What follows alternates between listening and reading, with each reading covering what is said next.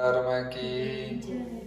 गुरुर्ब्रह्मा गुरुर्विष्णु गुरुदेवो महेश्वर, गुरु साक्षात् परब्रह्म तस्मै श्री गुरुवे नमः। देहं सदा परिभवग्नमभीष्टदोहं, तीर्थास्पदं शिवविरञ्चिनोतं शरण्यं भृत्यारतिहं प्रणतपालभवाब्धिपूतं, वंदे महापुरुष ते चरणारविंदम। सर्वप्रथम आनंद कंद सच्चिदानंद सर्वगुण साकार निर्गुण निराकार परम दयालु परम कृपालु भगवान श्री सच्चिदानंद के पुनीत पावन दिव्य चरणारविंदों में कोटि प्रणाम। तदपश्चात विराजित मुद मंगलमय संत समाज, आज दीपावली का ये पावन पर्व जो युगों युगों से हमारी भारतीय संस्कृति में मनाया जा रहा है और इसका हम कई युगों से अभिन्न अंग रहे हैं, और आज भी उसी दीपावली महोत्सव का आनंद संतों के सानिध्य में लिया जा रहा है। दीपावली सभी महापुरुषों ने अपना अपना मत प्रकट किया, और इस संदर्भ में मैं भी यही निवेदन करूं कि रावण का और राम का युद्ध हुआ, और उसके बाद राम जी जब दीपावली पे अयोध्या पधारते तब से ये कार्यक्रम उजागर हुआ। तो हमें यही निवेदन करना है कि अनीति पर नीति की विजय, अधर्म पर धर्म की विजय, इस संदर्भ में इस त्योहार को हम लोग मनाते हैं कि हमारी भारतीय संस्कृति में अधर्म नहीं रहे, धर्म की स्थापना हो। धर्म की स्थापना केवल कहने से तो होती नहीं है, धर्म की स्थापना के लिए प्रत्येक व्यक्ति को तत्पर रहना होता है, और धर्म को जीवित रखने के लिए हमें बहुत सारे प्रयास किए हैं, करते हैं, और सारे युगों में सभी महापुरुषों ने किया है, और उसके हम भी एक अंग हैं। तो हमें ये निवेदन करना है कि वर्तमान जगत में अधर्म के विषय में बातें करने के लिए हम समझते हैं छोटी छोटी बातें होती तब लोगों के मन में आता है कि ये कहीं पाप हो रहा है, पुण्य हो रहा है। ये सब पुरातन से आया, जब जब ऐसी परिस्थितियां आई तब तक प्रत्येक समय में परमात्मा आए, और वर्तमान काल में जैसी परिस्थितियां बिगड़ रही और अधर्म का स्वरूप दिखाई दे रहा है, उस अधर्म के स्वरूप को मिटा करके धर्म की स्थापना करने के मामले में हम देखें तो हमारे साधु संतों की बहुत बड़ी भूमिका है भारतवर्ष में। जब कभी भी, जब राजा महाराजाओं का शासन था तभी धर्म गुरुओं ने मार्गदर्शन किया, और वर्तमान काल में भी महापुरुष अपने अपनी भूमिका निभा रहे हैं, और मुझे भी ऐसा ही लगता। हालांकि मेरी ऐसी कोई भूमिका नहीं है, मैं बस इतना ही निवेदन करूं, अपनी जो स्थिति है वो कोई विद्वान की स्थिति नहीं है, ज्ञानी की स्थिति नहीं, मात्र इतनी सी स्थिति है कि जिस प्रकार से एक अबोध बालक होता है वैसे अपनी स्थिति है, मेरी स्थिति है। बाकी ज्ञानी महापुरुषों की अपनी स्थितियां होती, अपनी केवल इतनी सी कि अबोध बालक जितना कर सकता। अथवा तो जिस प्रकार से हम सोचते हैं कि हमारे पास भगवान ने दो हमको हाथ दिए हैं, जिसको एक सीधा हाथ कहते हैं, एक उल्टा हाथ कहते हैं, और हम इस संदर्भ को कई बार समझते हैं। कहीं पर भी हम देखते हैं किसी को प्रणाम करो उल्टे हाथ से तो कोई धर्म गुरु होगा, आचार्य होगा, समझदार व्यक्तित्व होगा, तो वो तुरंत कहेंगे कि उल्टे हाथ से प्रणाम करना निषेध है शास्त्रों में।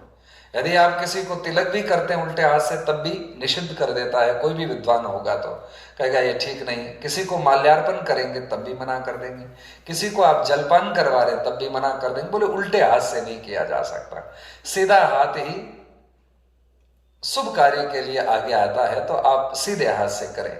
तो ये हाथ उल्टा जो था बड़ा निराश हो गया, क्या करूं, कहां जाऊं, जहां जाओ वहां मेरा बहिष्कार होता है, हर कोई कहता कि ये तुम्हें नहीं करना चाहिए, तो आखिर करूं तो करूं क्या। तो निराश हताश होकर के इस हाथ ने कहा कि अब मुझे तो नष्ट ही हो जाना चाहिए, मैं इस संसार में जीने लायक नहीं, किसी कार्य के लायक नहीं हूं, मेरे से शुभ तो कुछ होता ही नहीं, इसलिए अपने आप को मिटा देना ज्यादा ठीक रहेगा। और ये हाथ मिटाने के लिए जाता। जब कभी भी जीवन में सारे रास्ते अवरुद्ध हो जाए, समाप्त हो जाए, बंद हो जाए, तो मरना कोई समस्या का समाधान न भूतकाल में था, न वर्तमान में, न भविष्य में होगा। तो इस हाथ ने मिटने की जब बात करी तो एक संत मिला। संत ने कहा क्या बात है बेटा। तब इस हाथ ने कहा महाराज मैं बहुत परेशान हो गया, भूमिका बहुत निभाता हूं, बड़े बड़े काम करता हूं, फिर भी शुभ कार्य जब भी आता मेरा बहिष्कार ही होता। कह दिया जाता तू किसी योग्य है ही नहीं, तू अच्छा काम कर ही नहीं सकता। अब क्या करूं, अंत में मैंने निर्णय लिया कि अपने आप को मिटा देना, समझदारी।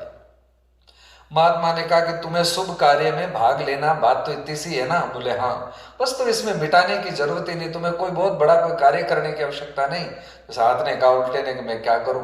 बोले बस सिर्फ इतना ही करो, सीधा हाथ कोई कार्य करे तुम नीचे लग जाओ। अब कोई किसी को तिलक करे तो इस हाथ से करो और उल्टा हाथ सीधे के नीचे, और आगे वाला व्यक्ति तिलक करवाने के लिए झुक जाएगा।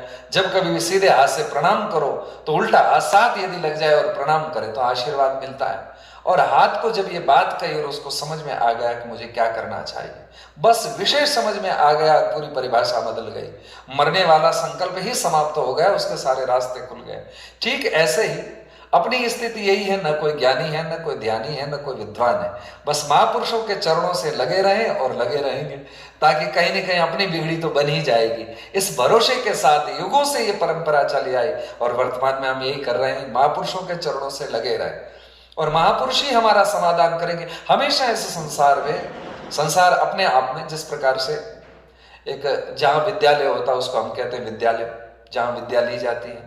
जब कभी कोई औषधि ली जाती तो उसे औषधालय कहते हैं। तो ये संसार जो है, इसे शास्त्रों ने कहा दुखालय। संसार जो है दुख का घर है, इससे ज्यादा कुछ भी नहीं है। तो अब करें क्या? तो समाधान के रूप में संतों ने हर बार समाधान किया, हमारे धर्म ग्रंथों ने समाधान का रूप लेकर के कार्य किया है। जितने भी पुराण बने हैं, जितने भी धर्म ग्रंथ बने हैं, वेद बने हैं, सारों का काम हमारा मार्गदर्शन करना है और समय समय पर। और उसमें भी केवल कोई शास्त्र, आज वर्तमान काल में बहुत बड़ी चर्चा चल रही, लोग दो प्रश्न बार बार उठाते हैं, कहते हैं एक तो गुरु की कहाँ आवश्यकता है, दूसरे ग्रंथ की कहाँ आवश्यकता है। यदि ग्रंथ की आवश्यकता है तो भी गुरु की विशेष कोई आवश्यकता लगती नहीं है, क्योंकि ग्रंथ हम खुद ही पढ़ लेंगे और खुद जब पढ़ लेंगे तो फिर दूसरों की आवश्यकता ही नहीं पड़ेगी। लेकिन मेरा ऐसा मानना है कि गुरु के बगैर किसी प्रकार का पूर्ण ज्ञान नहीं होता। नॉलेज अपनी जगह है और ज्ञान अपनी जगह है, और वो केवल गुरु ही करवा सकता। अब कैसे? तो इस विषय को केवल ऐसे समझना है, जैसे कोई भी बंदूक है, उसकी गोली है, वो निकाल करके किसी व्यक्ति के हाथ पकड़ा दो, जा उसका मर्डर करके आ जा, वो जिंदगी भर उस गोली को लेकर के घूमता रहेगा, लेकिन किसी का मर्डर नहीं कर पाएगा। किसी पे मारेगा भी सही तो स्क्रैच हो सकता है, लेकिन मृत्यु नहीं हो सकती। वो किसी को मार नहीं सकता। लेकिन उसी गोली को यदि किसी बंदूक में डाल करके और फिर धमाका करें तो पक्की बात है सामने वाला मर जाएगा, बिखर जाएगा। बस ठीक ऐसे ही जितने भी मंत्र पढ़े जाते हैं मन से, किसी शास्त्र से, किसी पुस्तक से, और कहते हैं हमें याद है, वो बस वही गोली वाली बात है, गोली जेब में डाल करके घूमते रहो। जो मंत्र खुद ने पढ़े वो असरकारक नहीं होते हैं। जैसे बंदूक वाली गोली काम करती है, ठीक वैसे गुरु के मुख से निकली हुई बात काम करती है, वो शब्द काम करता। मोक्ष केवल सदगुरु का शब्द ही कर सकता। एक बात। दूसरी बात, शास्त्र भी लोग कहते हैं हमने पुस्तकें पढ़ ली हैं, खुद ने गुरुओं की, संतों की आवश्यकता ही नहीं। वर्तमान काल में तो लोग पढ़े लिखे हैं, और युवान बंधुओं को तो विशेष रहता कि हम पढ़े लिखे हैं। महात्माओं की तो हिंदी अच्छी होती है, मारवाड़ी अच्छी होती है, लेकिन हमारी अंग्रेजी अच्छी है। तो अंग्रेजी अच्छा होना मतलब ज्ञानी हो जाना, ये तो कोई बात नहीं हुई। शास्त्र को समझाने वाला जरूर चाहिए। एक शब्द होता है कि पुस्तक संत के बगैर कभी पुस्तक नहीं पहुंचा सकती। है तो पुस्तक ही। यदि पढ़ने की बात ही करें हम लोग तो बहुत सारी पुस्तकें हैं। लोग पता नहीं कितनी कितनी बच्चे स्कूल जाते हैं तो एग्जाम में पास होना तो साल भर में इतनी सारी पुस्तकें पढ़ लेते हैं कि जितनी हमने जीवन में धर्म गुरुओं ने नहीं पढ़ी होगी उतनी एक साल में पढ़ लेते हैं, फिर भी वो कल्याण नहीं कर सकते हैं उस पुस्तक से। लेकिन धर्म ग्रंथ की और महात्माओं की कही हुई बात पक्का काम कर जाती है। इसलिए कहा जाता है कि पुस्तक संत के बगैर पुस्तक नहीं पहुंचा सकती। इस संदर्भ में मुझे एक छोटी बात याद आती, सो निवेदन करूं। एक बार क्या हुआ, एक गांव के लोग थे जिसमें काफी धनाढ्य लोग थे, पैसे वाले। उन्होंने सभी लोगों को इकट्ठा करके कहा, भाई हमारा ऐसा मन बन रहा है कि हम हमारे गांव में एक मंदिर निर्माण कर रहे हैं। लोगों ने कहा ये तो आनंद हो जाएगा, हमारे गांव में मंदिर है नहीं और आप बना देंगे तो आप तो युगों युगों तक जीवित रहेंगे, मंदिर बना दें आप। तो लोगों ने कहा और उन अमीर परिवार ने एक मंदिर का निर्माण किया, ठाकुर जी की मूर्ति स्थापित करवा दी, लोग सब मानने लगे। लेकिन उसके बाद जैसे मंदिर बना, उस समय एक मंदिर में शिलालेख लगाया गया और शिलालेख में लिखा था कि इस मंदिर के गुम्मच में 25,000 स्वर्ण मोहरें डाली हुई है। दीपावली के दिन को 12 बजे इस गुम्मच में डाली। आज दीपावली इसलिए याद कर रहा हूं। दीपावली के दिन को 12 बजे इस गुम्मच में 25,000 स्वर्ण मोहरें डाली हैं। जब कभी भी परिस्थिति विपरीत आ जाए, आवश्यकता पड़े, तो गुम्मच में से 25,000 स्वर्ण मोहरे निकाल ले, यदि आवश्यकता पड़े तो। ऐसा शिलालेख उस मंदिर में लगा दिया। और समय बीतता रहा, सब कुछ अनुकूल था, पता ही नहीं चला कैसे समय बीत गया। और उसके बाद जैसे जैसे समय बीता तो पीढ़ी दर पीढ़ी जैसे लोग थे वैसे, जैसे गाड़ी में बैठे होते हैं वो उतरते रहते, वैसे वैसे अपने अपने स्टेशन पर सब उतरे। उसके बाद वो परिवार नष्ट हो गया। उनके परिवार के जो पीछे बच्चे थे, 2 पीढ़ी 3 पीढ़ी बाद धीरे धीरे परिस्थितियां ऐसी बदली कि वो धीरे धीरे गरीबी को प्राप्त कर गए। अब इतने गरीब हो गए कि अब भोजन की व्यवस्था भी नहीं कर पा रहे थे। तो उन्होंने कहा क्या करें, हमारी परिस्थितियां इतनी विपरीत हो जाएगी, हमने सोचा नहीं। हमारे बाप दादाओं ने जीवन में बहुत बड़े बड़े काम किए, मंदिर तक निर्माण किए। तब एक ने कहा अरे मंदिर निर्माण किया वो तो ठीक है, लेकिन मंदिर में शिलालेख लगा है, एक बार चल के देख ले कैसा लगेगा। सबने कहा कि चलो देखते हैं। देखा पढ़ा तो उसमें लिखा था कि मंदिर के गुम्मच में 25,000 स्वर्ण मोहरे हैं, और यदि कोई ऐसा लगे तुम्हें कि ये इमरजेंसी है, आवश्यकता है, तो निकाल लेना विपरीत परिस्थितियों में। सबने कहा ये तो बहुत बढ़िया हो जाएगा, ऐसा करते हैं कि स्वर्ण मोहरे निकाल लेते हैं ताकि हमारी गरीबी चली जाएगी। तो किसी ने कहा मंदिर बनाया, मंदिर तोड़ेंगे तो लोग क्या कहेंगे, भाई मंदिर तोड़ करके ये कार्य कर रहे तो गलत है, लोग हमारा विरोध करेंगे, इससे अच्छा है कि मंदिर तो न तोड़े। किसी ने कहा चिंता की कोई बात नहीं, 25,000 स्वर्ण मोहरे हैं तो 100-200 लगेगी, उसमें फिर से मंदिर खड़ा हो जाएगा, हम अमीर हो जाएंगे, मंदिर इससे बढ़िया बन जाएगा, और समय समय पे डिजाइन बदलती रहती तो मंदिर थोड़ा मॉडर्न हो जाएगा और बढ़िया हो जाएगा।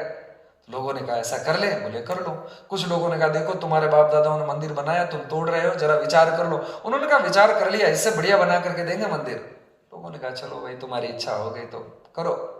तो अब वो सारे के सारे लगे साहब, मंदिर का गुम्मच गिराया, गुम्मच में से एक भी मोहर नहीं निकली। तो उन्होंने दीवारें गिराई, तब भी मंदिर में से एक भी मोहर नहीं निकली। ऐसे करते करते मंदिर की नींवें तक उखाड़ करके ले आए, लेकिन एक भी मोहर हाथ नहीं लगी। तब कह रहे क्या हो गया, मोहर तो मिली नहीं, शिलालेख झूठा लगाया है। अब वो अफवाह फैलने लगी कि झूठ झूठ झूठ। योग संजोग ऐसा बना कि एक वृद्ध महात्मा उधर से उसी रास्ते से गुजर रहे थे। उन्होंने देखा और कहा यहाँ पर इतना बढ़िया भव्य मंदिर था, आज ये धराशायी हो गया, बात क्या हुई, कोई भूकंप आ गया है क्या। तो महात्मा आए, गांव में लोगों से पूछा भाई क्या बात है, भीड़ भाड़ हो रही है और तुम्हारे यहाँ इतना बड़ा मंदिर था, उसका क्या हुआ।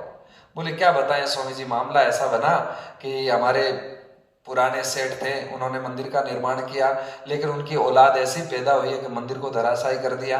अब हम मंदिर में जाते रोज भगवान का नाम लेते, सब कुछ समाप्त हो गया। महात्मा ने कहा लेकिन कारण क्या बना मंदिर तोड़ने का, आदमी बाकी काम कर सकता लेकिन मंदिर तोड़ने की तो कोई वजह भी नहीं होती है। बोले उसमें उनसे ही पूछो। तो उनको बुला लिया, तो उन्होंने कहा महाराज हमारे पूर्वजों ने इसमें शिलालेख में लिखा है, आप तो पढ़े लिखे हैं, इसमें लिखा कि 25,000 स्वर्ण मोहरे हैं इस मंदिर के गुम्मच में, तो इसलिए हमने तोड़ दिया, लेकिन एक भी हाथ नहीं लगी। महात्मा ने कहा वो हमारे मित्र थे तुम्हारे दादा, और जिन्होंने मंदिर का निर्माण किया उनको मैं अच्छे से जानता हूं, उन्होंने कुछ भी झूठ नहीं बोला है, झूठ नहीं लिखा है। बोले तो फिर वो मोहरे गई कहां। बोले मोहरे तो अभी भी गुम्मच में है। उन्होंने कहा महाराज फिर मजाक कर रहे हो, एक तो उन्होंने मजाक किया शिलालेख लगा करके, फिर आप हमें कह रहे हैं दूसरा मजाक कर रहे हैं। महात्मा ने कहा ये मजाक नहीं हकीकत है। तो उन्होंने कहा फिर गुम्मच में है तो एक भी निकले क्यों नहीं। बोले निकाल तो हम दें। बोले तो फिर निकालो। बोले गुम्मच चाहिए, गुम्मच के बगैर तो निकाला नहीं जाएगा, मंदिर का गुम्मच तो गिरा दिया। अब यदि मोहरे चाहिए तो फिर से मंदिर खड़ा करना पड़ेगा, गुम्मच बनाना पड़ेगा, तो मैं गुम्मच से ही निकाल सकता हूं, इसके अलावा तो कहां से निकाले। तो लोगों ने कहा ये तो गड़बड़ हुआ, अब कैसे करें, क्या करें। महाराज हमारे पास पैसे नहीं थे इसलिए तो हमने मंदिर तोड़ा, अब फिर से गुम्मच कहां से खड़ा करें। महात्मा ने कुछ तो हमारे शिष्य हैं उनको कह देंगे, वो सहयोग करेंगे, कुछ एक गांव के लोग चंदा करो और फिर से एक मंदिर का बढ़िया निर्माण कर लो। सबने कहा आप कह रहे हैं तो ऐसा जरूर कर लेंगे, और क्या आप सहयोग करें, पर 25,000 स्वर्ण मोहरे तो निकल जाएगी। महात्मा ने कहा पक्का निकलेगी, ये मेरा वचन है तुम लोगों को। लोग भरोसा करते थे, वृद्ध महात्मा थे, हमेशा आते जाते थे, बरसों से लोग उनके सानिध्य में थे, तो जानते थे स्वभावगत के ये महात्मा सही कह रहे हैं। तो फिर से चंदा वंदा करके मंदिर खड़ा किया, वही नाप चौप रख करके, उसमें लिखा हुआ था मंदिर का पूरा नक्शा, तो उस ढंग से फिर से मंदिर खड़ा किया। तो मंदिर वैसा का वैसा बन गया, गुम्मच तैयार हो गया, गुम्मच तैयार हुआ। सबने कहा महाराज अब गुम्मच तैयार है, अब तो 25,000 स्वर्ण मोहरे निकाल दो। महात्मा ने कहा कि निकाल तो दे, लेकिन उस समय दीपावली का दिन नहीं था। महात्मा ने कहा निकाल तो देंगे, लेकिन इसमें लिखा हुआ है कि दीपावली के दिन 12 बजे गुम्मच में मोहरे डालिए, तो दीपावली आएगी, दिन की 12 बजेगी, तब गुम्मच से मोहरें निकलेगी तब तक मैं चलता हूं, जय सिया राम कह करके चल दिए महात्मा। तो लोगों ने कहा ये महात्माओं का काम होता है मंदिर बनाना, जैसे तैसे करके फिर मंदिर खड़ा करवा दिया और महात्मा तो ये निकल गए। अब कहीं मोहरे मोहरे तो नहीं है। महात्मा ने कहा मिलेंगे दीपावली के दिन, चले गए। अब समय बीतता रहा, निराश लोग थे कि अब वापस तो होना नहीं है कुछ भी, इस भाव के साथ वो तो जी रहे थे। और योग संजोग ऐसा बना कि दीपावली जैसे आई और महात्मा जी भी पहुंच गए वहां पर। सब लोगों ने कहा महात्मा जी आ गए हैं, पक्का आज कुछ न कुछ चमत्कार होने वाला है। पूरा गांव इकट्ठा हुआ, सोने की मोहरे की बातें थी तो कौन नहीं आया, सारा गांव इकट्ठा हो गया। सत्संग सुनने तो कोई नहीं आया, लेकिन स्वर्ण मोहरे देखने सब आए। महात्मा जी से कहा भगवान जरा बताओ ना, आपने कहा था कि इस गुम्बज में स्वर्ण मोहरे हैं, हकीकत में है क्या? महात्मा ने कहा हमने उस दिन भी कहा था कि है और आज भी कह रहे हैं कि है, आज भी हम अपने वचन से बिल्कुल नहीं मुकर रहे। बोले तो फिर निकाल दो। महात्मा ने कहा आज निकलेगी, दिन को 12 बजने दो। अब जैसे 1 घंटा बीता, 10 मिनट, 20 मिनट, जैसे जैसे रहे लोगों को समय बड़ा लगने लगा। कब 12 बजे, कब 12, वैसे दुनिया की पूरी 12 बज रखी, उसमें कोई बात नहीं, लेकिन वो 12 बज रही थी जिसमें कुछ लाभ होना था, वो उनके लिए बहुत महत्वपूर्ण थी। तो जैसे ही भगवत कृपा से पुणे 12 बजी और सबने कहा क्या करना होगा। महात्मा ने कहा जितना भी खोदने का लाओ, फिर से तोड़ना पड़ेगा। तो लोग तैयार हुए, कहा एक टोकली भी ले आओ जिसमें स्वर्ण मोहरे डालनी। अब तो बड़े राजी हो गए कि हाँ 25,000 स्वर्ण मोहरे हाथ लगने वाली है, पता नहीं गांव में क्या क्या होगा, कितने बड़े अमीर हो जाए। स्वप्न देखने शुरू कर लिए सबने। जैसे 12 बजी और महात्मा ने कहा आ जाओ भाई। सबने कहा महाराज क्या करें, गुम्बज पर चढ़े, गुम्बज गिराएं? बोले नहीं नहीं, गुम्बज नहीं गिराना है। बोले तो जैसा हम कहें वैसा करो। तो वो साथ खड़े थे। महात्मा ने कहा गुम्बज की छाया कहाँ गिर रही वो देखो। जहां छाया गिर रही थी कहा यहां पर खोदो। और वहां पर जब खोदा तो एक चरु निकला और उसमें 25,000 स्वर्ण मोहरे निकली। और निकलते ही सबने देखा और कहा अरे हमने खोदा तो गुम्बज और निकला यार। इसीलिए शास्त्रकार कहते हैं कि पुस्तक संत के बगैर कभी उस तक नहीं पहुंचा सकती है। यदि वो निकाल सकते होते तो कभी का निकाल लेते। ये युक्ति केवल महात्माओं को आती है, संतों को आती। इसलिए हम लोग संतों के सानिध्य में रहते, संतों के चरणों से लगे रहते। बस मुझे भी यही निवेदन करना है दीपावली के इस पावन पर्व पर कि संतों के चरणों से लगे रहिए। बस यही जिंदगी की सफलता है, बाकी सारी बातें तो व्यर्थ की है। इसलिए बस संतों के चरणों के साथ लगे रहे, बस संत चरण से बड़ी कोई बात नहीं। आप सभी को दीपावली की बहुत बहुत हार्दिक शुभकामना। जय सिया राम।